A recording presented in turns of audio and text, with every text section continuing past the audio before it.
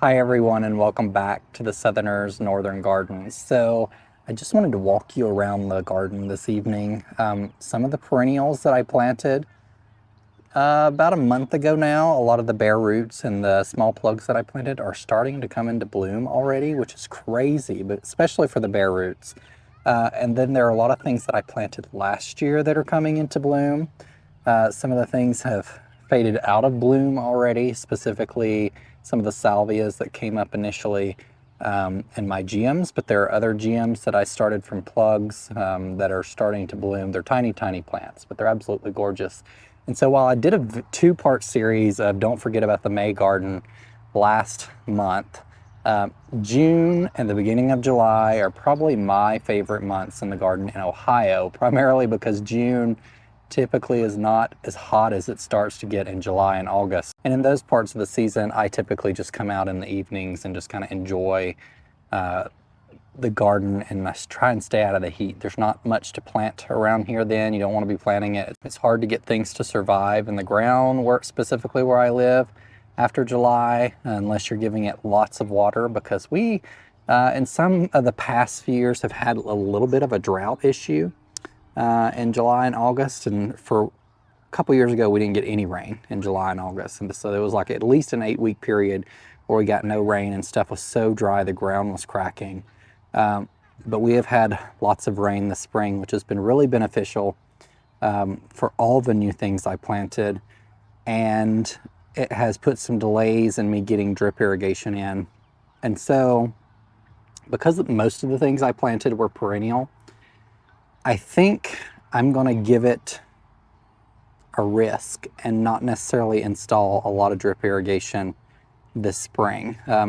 It will be the first time I've really put plants in my garden that haven't been on drip, but I tried to specifically select plants. You know, I did the plant video earlier this year that didn't need a lot of water needs, and shrubs as well. So we're going to see how they fare through the summer. I may have to give them some supplemental water. I do also have sprinklers in my backyard, so to the extent I can like extend them into the beds a little bit to spray in the beds, that's also probably what I'll do. Mainly because I've already put down a bunch of mulch and I don't like my drip line showing. It doesn't bother me as much as it used to because I know it has a function and it's doing what it needs to do at watering my plants and keeping them beautiful. But since I've already put mulch down this year, I don't want to be like putting drip irrigation down, wiggling it underneath the mulch, or buying more mulch to put on top of it. So let's get started around the garden. First thing, these containers here, I need to move. They have dead plants in them. I have these great grandeur plans of doing lots of awesome containers this year, especially since we have the pergola now. And I don't know that I'm going to get around to it, honestly. There may be a few here and there, but I have planted so many things over the past month and a half that I'm just kind of already a little burnout, and I'm just ready to watch the things I planted grow. So let's go take a look at them. So we'll just randomly start in the middle of the garden right here. The roses are still experiencing their first flush, and so there's still lots of roses to be come out on these rose shrubs, but this is absolute best year. The roses specifically in this bed were planted in 2020, and so they've had plenty of time to get established. This is their third year, and they certainly have leaped that third year. As we come around here, I took a little chance last year and planted some Pinkadot phlox from Proven Winners. It's a small drift of it, and I really love how it has turned out. They're really delicate white and slightly pink flowers. They're kind of stretched a little bit towards the sun underneath this willow. At this time of night, the sunlight shining through them. It looks just really magical, and today's the first day that I've noticed them actually blooming. I may not have paid that much attention to them earlier. This is the first year in their garden, and it's just kind of like just really magical. The lamium is spreading around. I know I say magical a lot, but this time in the evening when the sun's setting, the garden is just magical, so bear with me. This is a Kodiak Orange 𝗟𝗶𝗸𝗲, I believe. I ordered a Kodiak Black last year when I was planting shrubs, tiny, tiny ones, and they sent me Kodiak Orange, and then they sent me again Kodiak Black since it was misordered. And so I have both of them in my garden. The other one is over there, and I'll show you what it looks like. But they're just tiny this year. It does look like these are going to put on some blooms. And so those are shrub variety honeysuckle, or they're in the honeysuckle family. We'll continue around this way. I did plant almost all of my heuchera. I have a little bit left, and so I planted a little alternating colors here, different varieties in this section, and we'll have a little rainbow of that. I will probably have to extend this bed slightly when they start growing up a little further, just so I don't have to, when I edge my bed, hit those with this trimmer. And so we got the hydrangeas, the catmint looking glorious. This is where I ended up putting the blush pink Nandina. As I mentioned on a comment in my channel, this is a non-flowering, non-invasive Nandinas. A lot of the Nandinas that are being bred or have been bred over the past few years are non-invasive. And so I know that used to be an issue for some people. It's not an issue anymore generally if you're selecting your varieties correctly. Around here, a lot of just stuff that's still coming in. Weeds have been prolific this year, and I think it's mostly because I didn't get to mulching soon enough. And so we have some coneflowers in here. I did plant a ton of coneflowers this year, so I'm not specifically remembering what this variety is, but there are more over there and more over there, and I think they're all different varieties. And so we'll see what those are when they actually come to bloom, which is gonna be pretty soon. The spireas are looking great. This is candy corn, which is beautiful, and it's starting to put on this little pink bloom right here. And over here we have Big Bang, I think it's called. And these blooms are really gorgeous. I have never been a huge fan of spireas, but Proven Winners has a kind of a newer line called the Double Play series. So they're giving you two different interests. This comes out like the orange color that I showed you in spring. Otherwise, it's kind of this green color after it transitions, and then these beautiful pink blooms. And so that's this double play there. Comes out orange, blooms beautifully pink here. The grasses are coming up. These are the perfect Perfusion Salvias, bare roots. Some of them that I planted back here, they're a little stretching towards the sun under this willow, but they are loaded with bees right now, which is precisely why I planted them in the garden. One of my favorite things, I think I mentioned this corner on a prior video, and it is still just magical to me, are these golden ticket privet. They have been just a glowing trio here in the back corner, and I can't wait till some of these other items grow up, particularly these barberries, which are also part of the Sunjoy line I've mentioned. So they are sterile, non-invasive varieties of barberry. I try to make plant selections that are newer varieties that don't have those invasive issues. So if you ever see me planting something, I've probably done my research on it and know that it's not invasive in my zone, just because I don't want to be dealing with that later in my own garden or putting that on someone else if it's that invasive. I picked up this blue chiffon rose of Sharon I mentioned to replace one that I thought was dead, but it's actually coming back up since I moved it. Then we have the Stand By Me clematis, which is blooming right now. It has beautiful seed heads after it blooms that are just really frilly. You can see them here. They're not completely open. They'll open up a little more as the season progresses. And what I was really interested in showing you in this video is I got this heuchera bed kind of planted. And so they look a little far apart right now, but these heuchera should kind of merge and just create a mass of color.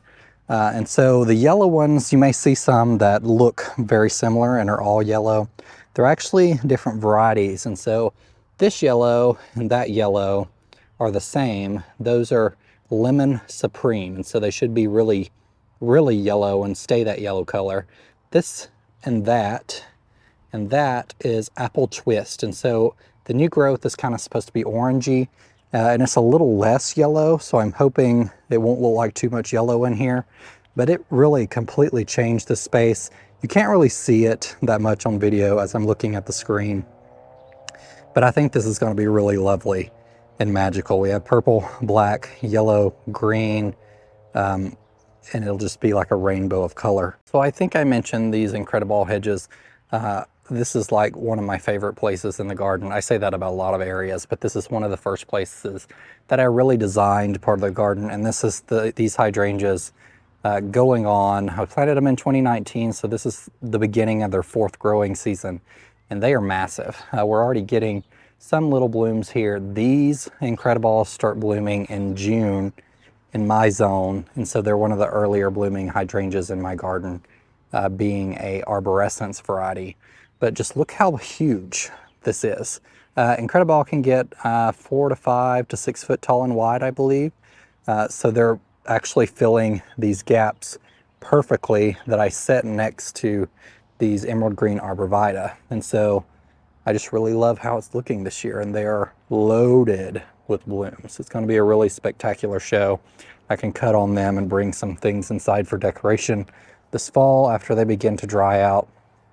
Just really beautiful. Look at all these blooms. The Pentacle Hydrangeas, this is Bobo, is trucking along with my Limelight Hydrangea standards. They don't bloom until closer to July, or start anyway in July. And hopefully I got these pruned early enough this year that they will bloom earlier than they did last year. Last year I pruned my standards kind of late in the season after they had started some growth, and it set them back a little bit. So I got those done early enough this season that hopefully we won't have that issue. The fountain area around the dogwood, the Kusa dogwood that I planted, the Kusa is still flowering. The blooms have burned. It has had a few hot days, and this is a new tree, so it's kind of be expected this first year. The geraniums have came into bloom after the geums went out of bloom, and the salvia. I probably need to come through and cut back the salvia a little bit to trim off the bloom stalks to try and get some rebloom in the season. Geums still have a little bit, and these seed heads are super interesting, so I may leave these because it's just super interesting to look at until they look a little worse. But this is Boom Chakalaka geranium, and I have 3 of them here. It's kind of a trio. They're massive and beautiful this year and loaded with blooms. All of these blooms right here, all of these buds are going to be blooms coming up, and so it's looking really great here. One thing went out of bloom, another one started blooming. So that's what I've tried to work on this year in the garden. I did stick my abelia. If you watch my Limelight Standard video that I just put out, I tucked the abelia, and you may have seen it in that video or noticed it, back here because it's kind of a brighter leaf, and it will look nice as it spreads out and give a little different contrast, both texture and color in this space. And this is the perennial bed that I planted this spring. Completely new this year, so you can get an idea of how these things will perform in their first year. The classic coral Dianthus is blooming. Now this is late for Dianthus to be blooming, but these were just put in the ground, so the bloom time on all of these things is going to be slightly off. There's a lot blooming right now at the same time. That may not be the case next year. Some of the stuff will bloom all year and specifically come back after you do a trim to them. We got the pink mist scabiosa, which I am in love with. I don't know that I've ever paid attention to a scabiosa in the garden center, but they are just the frilliest little flowers, and they've just really taken off with no effort on my part taking care of them after I got them in the ground. We have a few little catmint here. This is cat's pajamas. One did not make it, and I kind of have a gap there that's bothering me. I might have to move another one in the garden later this fall. I don't want to move it this early. And we'll see how these things fill out. And there may not even be one needed there after some of this stuff fills out a little bit. This is more the perfect Profusion Salvia. It's of course really small this first year. I had the same issue with Back to the Fuchsia last year. It just kind of sat there. I'm kind of impressed with the growth though, being from bare root this first year. But next year, if it performs like Back to the Fuchsia did, it will be massive. And so it's also covered up with pollinators, you can probably see in this video. There are bees all over it, particularly as the sun starts to go down here. The tree peony is all bloomed out. I cut the blooms off of it, as well as the baptisia. They are fleeting perennials that bloom for a very short period of time, but they do have a place in my heart, and so I like to have them in my garden. Small drift of cat's pajamas and 𝗟𝗶𝗸𝗲 here that I continued from down there. And then we have lots of coneflower here. This is the bloodstone thrift or Maria that I've mentioned, just putting out tons of blooms. And then we have another drift of the Dianthus. The hibiscus are looking really wonderful. So it has darker leaves. You can see some of that coloring up as it gets more sun here. And then it's actually starting, looks like it's putting on the buds there. These hibiscus were 2 years old when I moved them last year. So they may be set back a little bit because the root system got trimmed up. So they may be a little smaller this year, along with all the rest of the perennials here.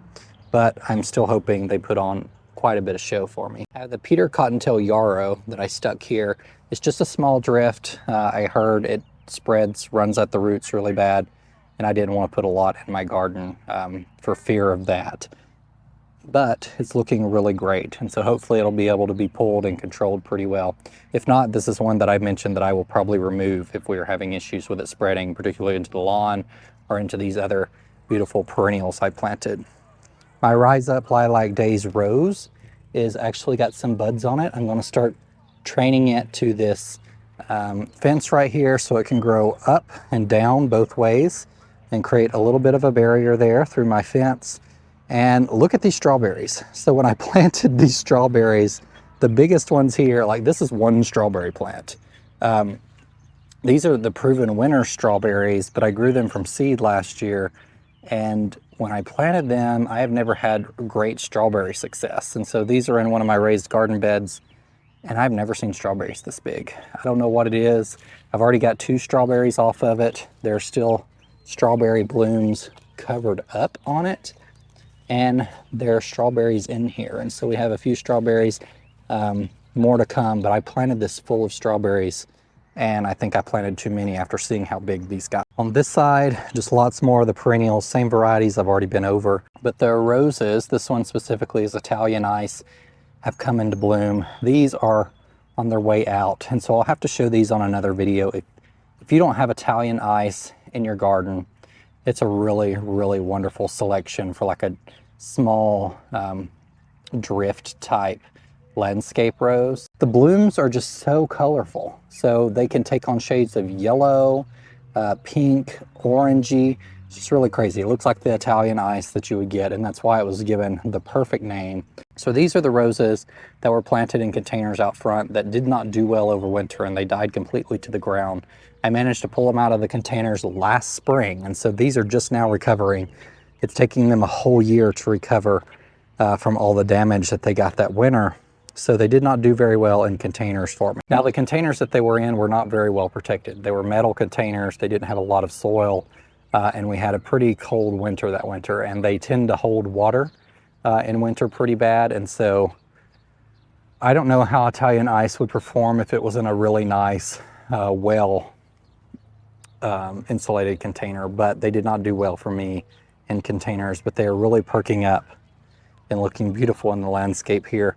As I mentioned, a lot of the perennials and shrubs in this area are white. So we have some wee white hydrangeas under this maple here, 𝗟𝗶𝗸𝗲, which is just a white 𝗟𝗶𝗸𝗲 type plant, and lots of pinks. And so those are a perfect fit for this space. There's also an Illuminati arch mock orange and a wedding cake spirea, all bloom white. And I actually picked up an opalescence phlox from the garden center the other day when I was there. Just another touch of white that was perennial. In this area, kind of behind where I just was, are my Monet Purple Effect weigelas that are just getting started. These were eat to the ground by rabbits, and so I was concerned that they would not come back either. I actually need to move these. When I originally planted them, I had not intended to put this big blue liriope here, and so they're too close. And so I'm going to wait till fall at this point because they're coming along nicely. And then I will dig these and probably either stick them closer together, or I might just remove these two right here and move them elsewhere in my garden, because those will probably be fine. The shrubs themselves stay relatively small, and so those shouldn't be an issue. In the future, they might need to be moved a little bit, but there's lots of stuff here. It'll just take some time for growing in. And this area is full of the double pink roses, Oh So Easy roses from Proven Winners, and they are already putting on a ton of blooms for me, even though they are so very tiny. And so I'm gonna take you up to my neighbor's front garden bed right quick, because a couple years ago I helped her design a little small garden bed. There's not a whole lot in there. There's some Oh So Easy double pink roses, some Bobo hydrangeas, and some cat's pajamas 𝗟𝗶𝗸𝗲. But I want to show you what I designed this and why I designed this the way it is after seeing how her Oh So Easy double pink roses performed for her this year and last year. The David Austin Teasing Georgia roses that I planted, I do need to come through and pin this up. There's a branch that's fell over here. They are putting on just a ton of growth. And so I did tie these rose canes down sideways because climbing roses grow up and you get more blooms if you pin them across horizontally rather than vertically. And so after I pin these horizontally, you can see there's a lot of new growth that's coming out here. And so I probably need to either bring this one up and also strap it to this arch or trim it down and let these continue to grow up. It's doing really well. We've got one nice bloom off of it. This one's a few days old though. So it's looking a little rough with all the rain and heat we've had. And to be such a small shrub, these have put on a lot of growth. And I was really impressed. These came from heirloom roses and they've just done really, really wonderfully for me. I am also equally impressed with this Japanese maple. This is summer gold. I've shown in a couple videos. It is a gold Japanese maple that is not supposed to burn in full sun. And so it does get some shade from this weeping willow here, but not enough right now to provide it any protection during the hottest part of the day through lunch and stuff. And so there has not been a single sign of any browning on any of these leaves. So it's a winner so far. We'll see how it makes it through summer in this spot.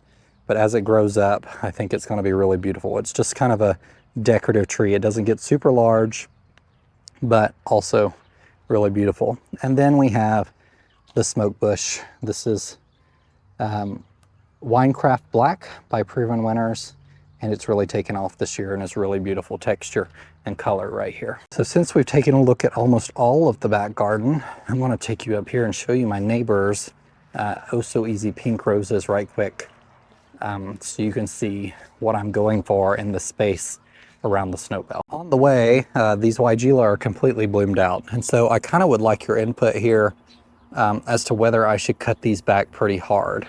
A couple years ago when I planted them, it kind of seems like they had some tip die off because they all started branching at the same spot. And so because the 𝗟𝗟𝗲𝗲s that I've seen for this, and if you have this in your garden, do not tend to flop like this one does. And I'm afraid that if I do a slight trimming, it will also cause it to bush out too far from the base of the plant. It will make it even floppier.